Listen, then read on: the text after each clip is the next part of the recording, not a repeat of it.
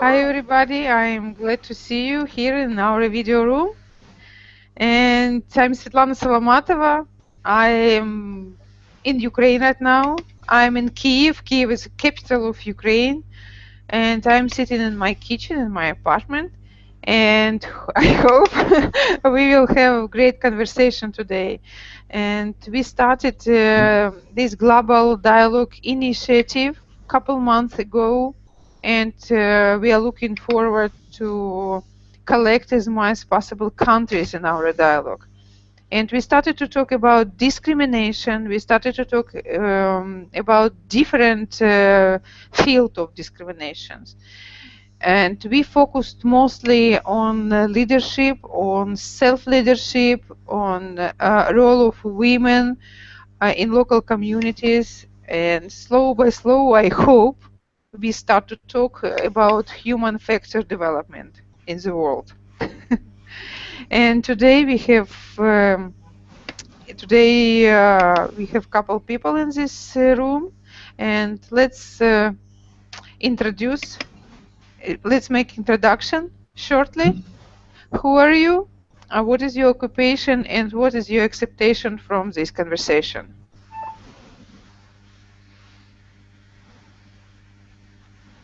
John, could you start?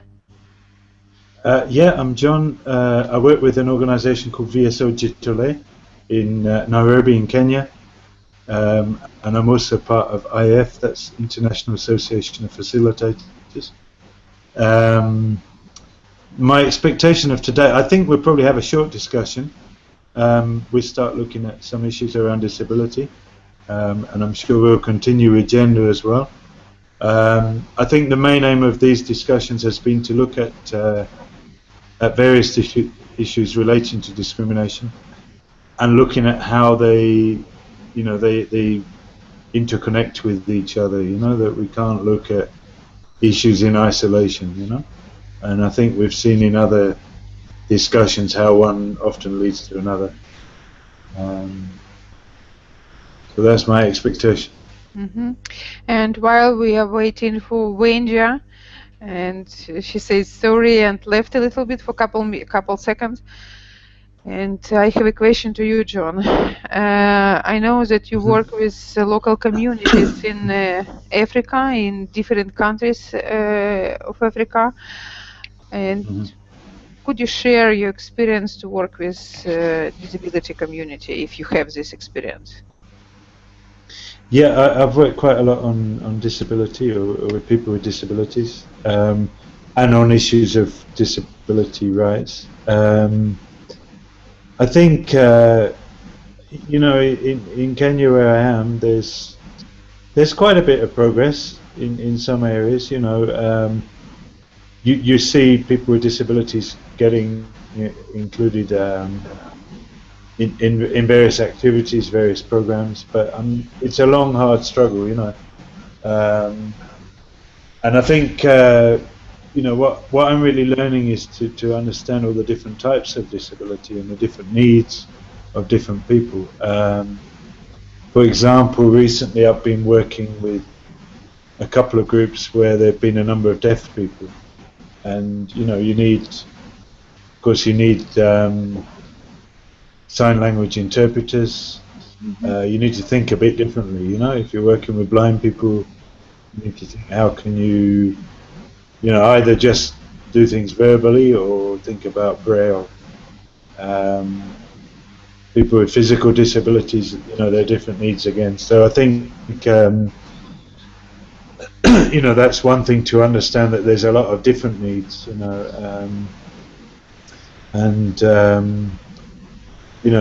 Here in Nairobi, there's quite a vibrant group of people with disabilities who are really pushing for a rights-based approach. They're not looking for sympathy, they're not looking for charity, they're looking for equal rights. So I'm quite inspired by some of the people I know, some of the people I've been working with over time. And when that's what I can share. You said previously that something changed right now, and what do you mean something change? what the situation was before and now. No, I think, I mean, I'm just saying that there is some progress, you know, it's not that there's a sudden change. And progress, but I think, progress from what? Well, in terms of people with disabilities having a bit more access to programs and to realizing some of their rights, there is progress in terms of legislation, in terms of law, you know. And there's a few examples of that in different countries, but you know, I think the fact remains that there are large numbers of people with disabilities who, let's say, they don't get access to services, maybe they don't get access to education or healthcare services. You know, there's a whole wide range of discriminations that are going on, you know. And when disability people get education, is it in special schools or in normal, regular schools? Well, it depends. I mean, there's a big discussion nowadays of you know, where there should be separate schools or special schools, and the trend internationally is really moving towards inclusive education, where, you know, that's looking at making sure everybody has their rights to education realized, you know. But it's, I don't know what we can call it. It's kind of uneven, you know. There are examples of quite good schools that are doing quite well to make sure children with disabilities are there, and, you know, they're getting some good education. There are others where they're there, but they're getting poor education, and there are many children still left out of those opportunities, you know, due to perhaps stigma and discrimination they face. Quite often, maybe the parents are not sensitized, and so they keep their children at home. You know, there's a lot of stigma, if you like. I think that's the right word. I don't know, how is the situation in Ukraine? In Ukraine, disability community are really separate from normal people, and disability. We have special schools for disability children, and even disability children are separate from each other. Also, it's separation depends of what kind of disability. And it's special school with called internat, and it's possible to live in this school, not only have education, not only go to classes, but live in this school. And it's we can meet very rare disability people or children in a regular school. I don't know is it good or bad, but if we according of USA experiment or USA education system, we can find a lot of disability people amount of normal school. Wow, not normal people, but I don't like normal. It's my English not good for this, but everybody are normal, even disability people. But I'm sorry for my English. Sure. Yes, Yeah.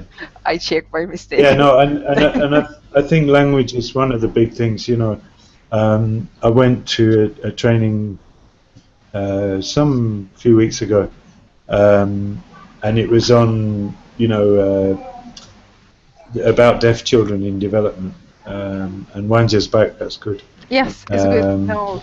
And you know, there was a whole section in that training about, you know, appropriate terms, you know, and the terms change, and it's really important to be sensitive about those, and really ask people how they would like to be referred to, you know. And of course, the terminologies change, and some people prefer to use some terms more than another.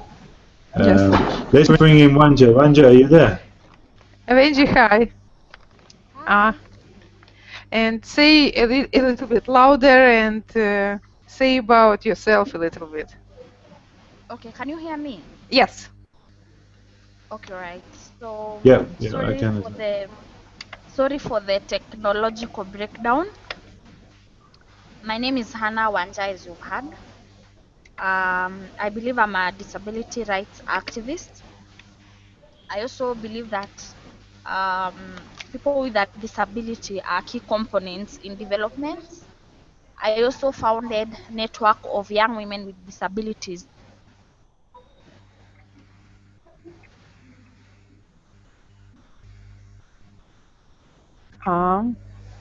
Benji is freeze a little bit, yes?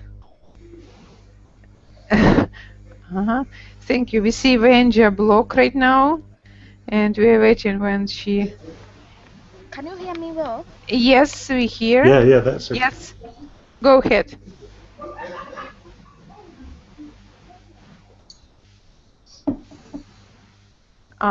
We don't hear, yes? Maybe it's slow, very slow internet connection, Benji. Can you hear me? Yes. Say. Okay, so as I said, my name is Hannah Wanja. I am 24 years old. I am a student at University of Nairobi, where I'm pursuing Masters in Gender and Development Studies.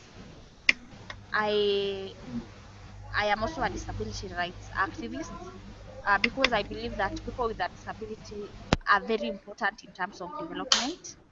I also founded network of young women with disability, our challenges, and it's a platform for us to interact and talk about issues.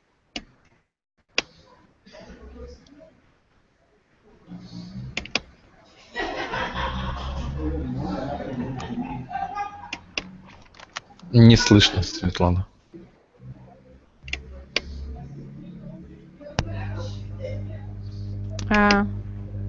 I have a question.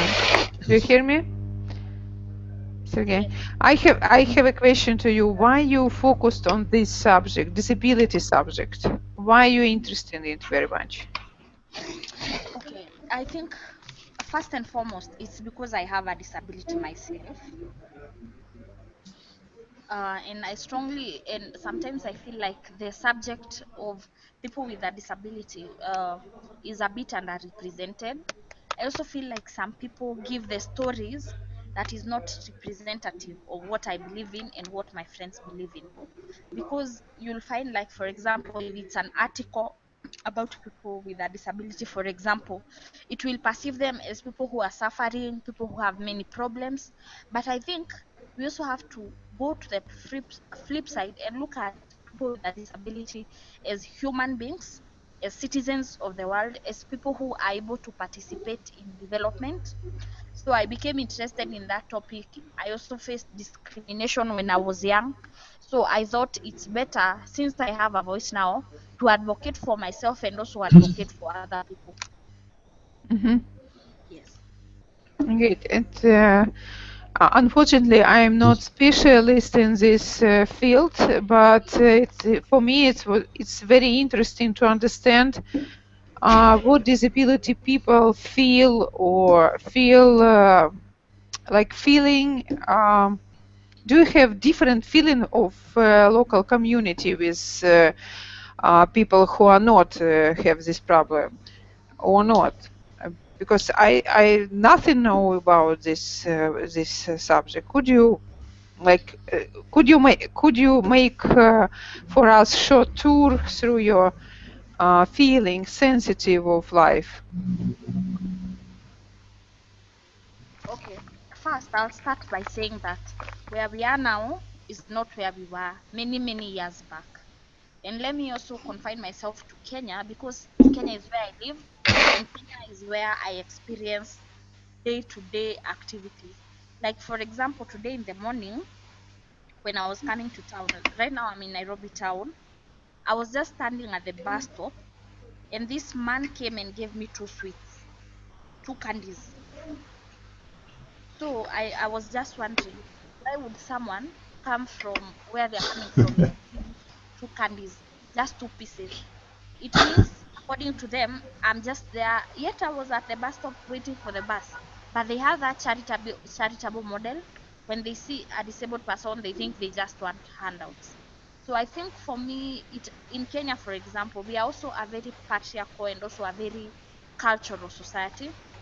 There are some communities that discriminate against disabled people. There are some communities that kill them. There are some communities where they are just neglected.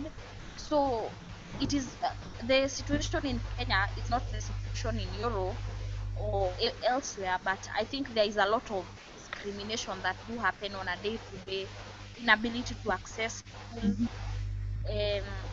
Our society is also very patriarchal. So when you see like already being a woman is very hard in Kenya. So when being a woman also combines with having a disability, it becomes twice as hard. So yes, I think where we were back then, things are changing for the better, and a lot needs to be done. And thank you. And you remind me about my friend. He is a lawyer, and he cannot walk. He sits on the chair.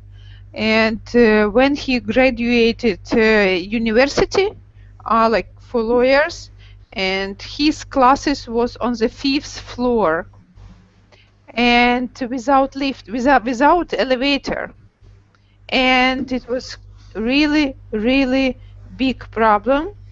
And his classmates hold him, like lift him up by the lab on the 5th floor, and it was not less than 15 years ago.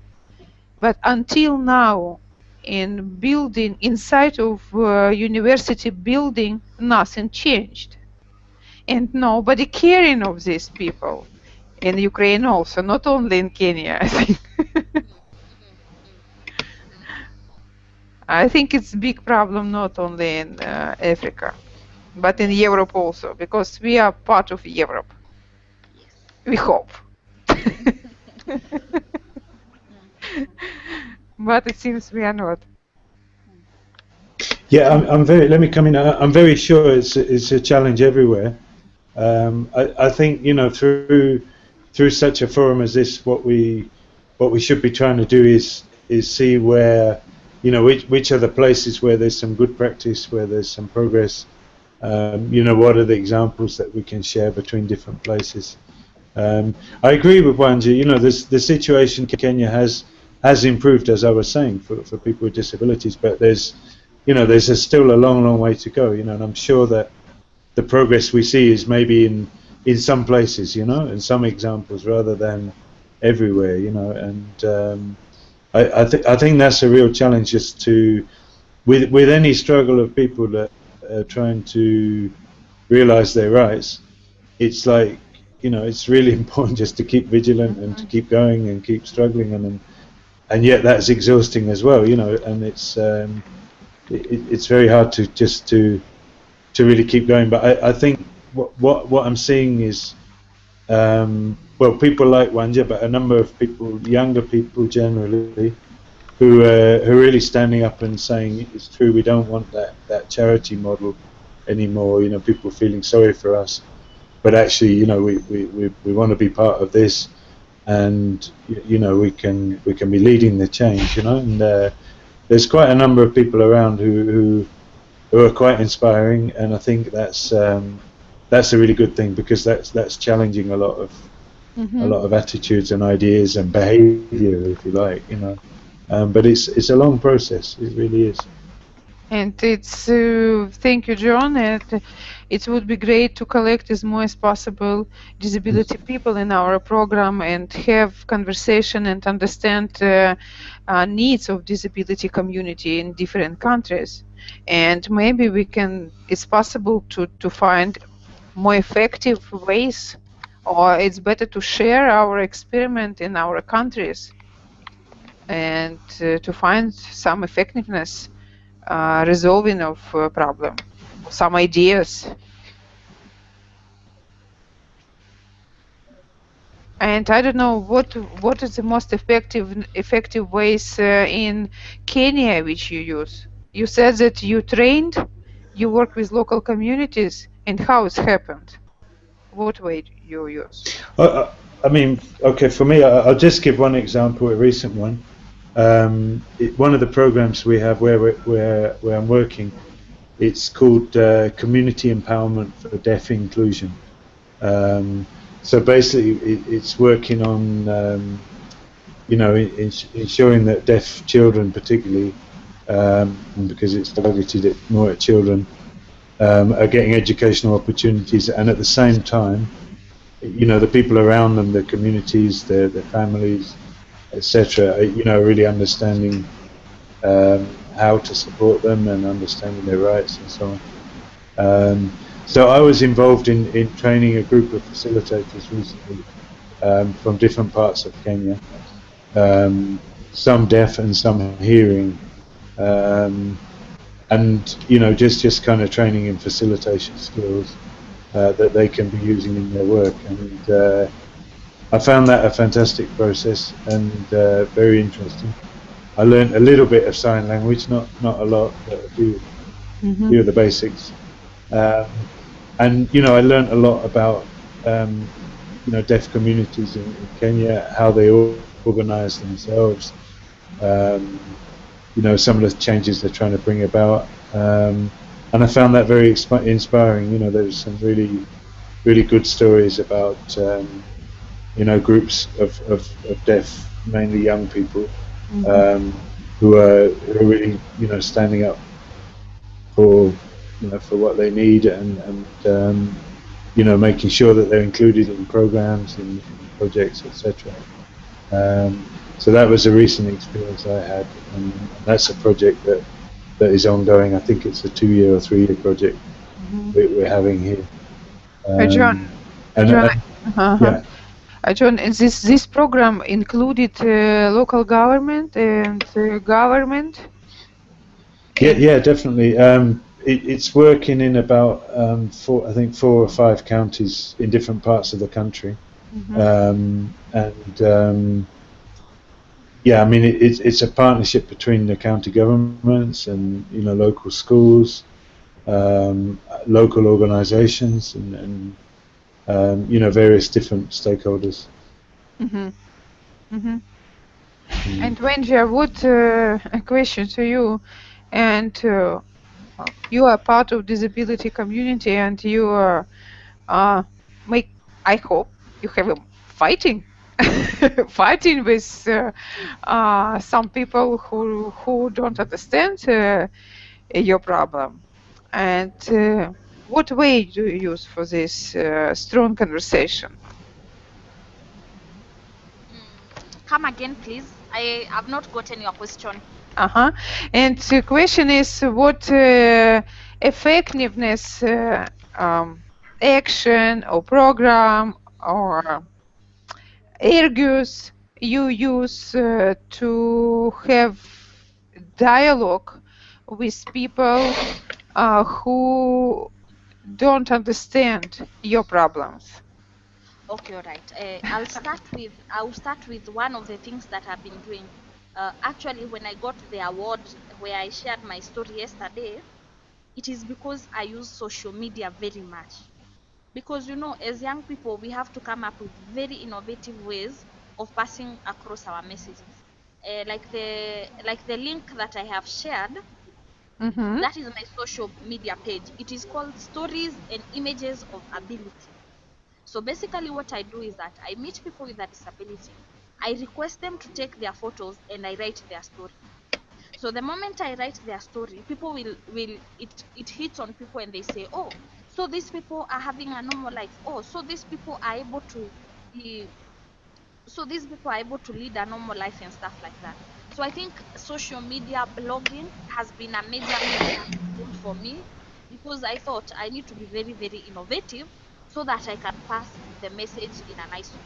The other thing that I have done, I think it's also very important for me and others to be involved in mainstream society, to be involved in other people's development, other than hiding in our group and in our movement and saying, no, we are disabled, we have to stay by ourselves.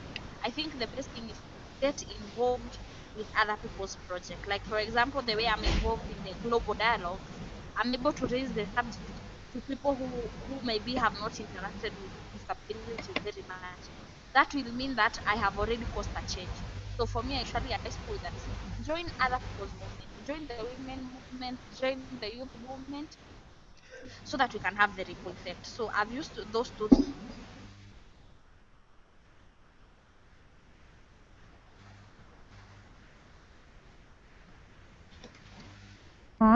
Bad connection, yes?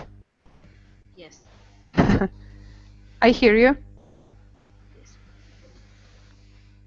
Now we see, we watch your page, and now everybody can see it.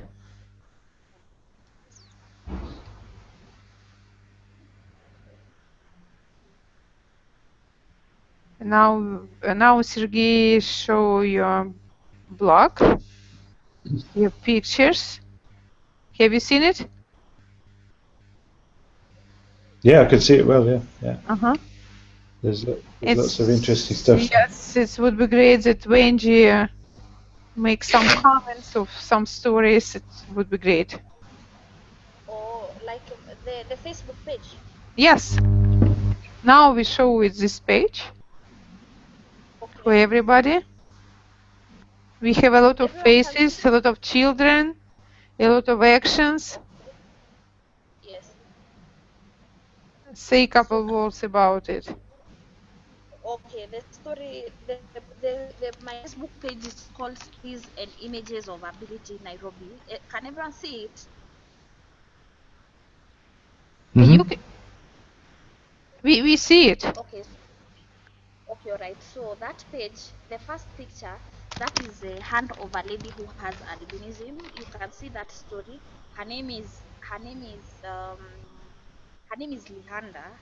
So Lihanda believes that, we have a lot of people have a lot of bad attitude towards people with albinism. They're always abducted and killed and sold. Their body parts are sold.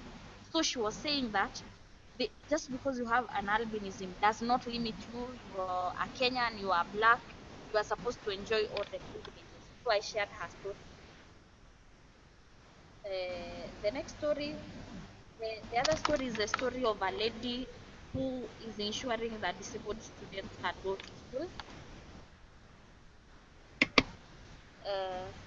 So there are very many stories. I just take their photos and share them and share their stories. Mm-hmm. Yes. And what do you want from your page? Do you want to reach different people in the world by your social media activity? And Yes. what is the goal of your activity on social? Okay, all right. So my goal for me in the next 2 years, I want to be able to go across East Africa. I want to be able to have gone across East Africa and given stories of people. This is because I believe that we have to change the narrative. Because even if you watch in the media, you'll just see sad stories of disabled people, people who are suffering. Our stories, I usually say, a story that deserves to be told does not forgive silence. So I think my most immediate goal is how I'll be able to branch, give stories of disability people across East Africa. My other goal is just to change perceptions. When I write a story and people comment, people warm up to it, people change their perspective, I think that is one way of advocacy. So I want first to advocate for people by giving their stories. The second one is to reach more audience. I want one day to talk about this page and to talk about this project with people across the world so that they can know that we need to get people's stories from them. We don't need people to go and assume that these are their stories. The most important is for us to go to the people and ask about their stories so that we can give their stories as they would want them to be given. Mm-hmm. Thank you. It's very powerful. And one more question to you. I have a lot of questions. And one more question to you. And what help you need from the world? Okay, all right. So for me right now, the first thing would be like my challenge is that I love writing a lot and I love photography, but I know that my skills are limited. So if I could get like a group of people who could train myself and also the young women I work with on proper writing skills and proper photography, so that we can write high quality stories that can go across the world, that is one help that I would want. The other help is for the whole world, even development partners, women organizations, people to make deliberate efforts to involve people with a disability. Like as I'm speaking, I've just stepped out of a meeting. We are talking about gender-based violence, but as you can even see, like there's no other person with a disability other than me from that meeting. So for me, I would say please involve us. If there's a conference, and please involve us so that we can be able to pass our message and say that we would want to work with other people. We are ready and willing to be involved. And also in my case, when I'm doing the photography project, it is self-funded. Like this project, I just have to go with my camera, travel around and take photos of people. So if there's a way I could have support either from NGOs or such, that would mean that I am able to get more stories, because I'm always getting people telling me this story is interesting, this story is interesting. Some stories are even picked up by mainstream media. So for me, I would say I am ready and my team is ready and we are all ready to work with people. Just support us, involve us in the projects, and we are willing to come. Great. Thank you. Thank you. You're a very ambitious person, and I love it very much. It's great. And I hope that somebody will see our program and will hear you, and we will have positive result of our conversation. John, Yes. do you have resume? Do you give resume of our conversation? Well, I think I'm happy that the three of us have talked, and I think I'm looking forward to next week and getting more people on board and Yes. continuing the discussion. No, it's been fine. Wanja, we've the people that you've been seeing in the mail. It's kind of like a bit of a core team that have been working on this, and it's unfortunate 3 or 4 of them are not here today, because normally we have a few more.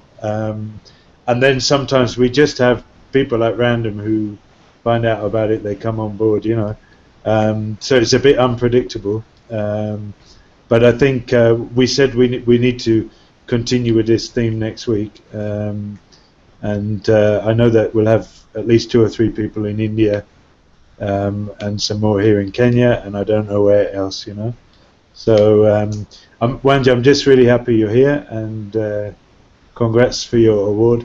I didn't know you were as young as 24. I don't know why I thought you were a bit older than that, but maybe that's just a compliment. So keep up the great work you're doing.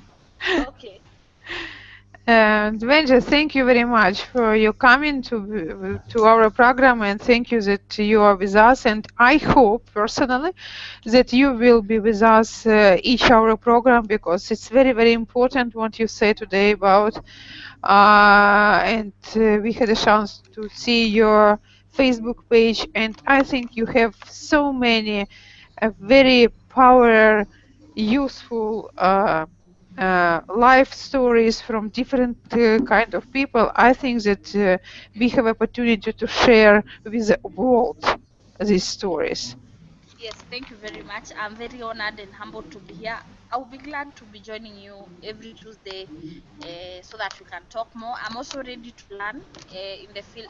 I'm also ready to learn and listen to the contributions. So yeah, thanks for the heads up. I'll be more than glad to join next time. Thank you very much. And next time we will talk more about the same topic. Yes. Yes. And Sure. I Thank you. hope Benji, that you will publish article about our conversation. Yes, yes.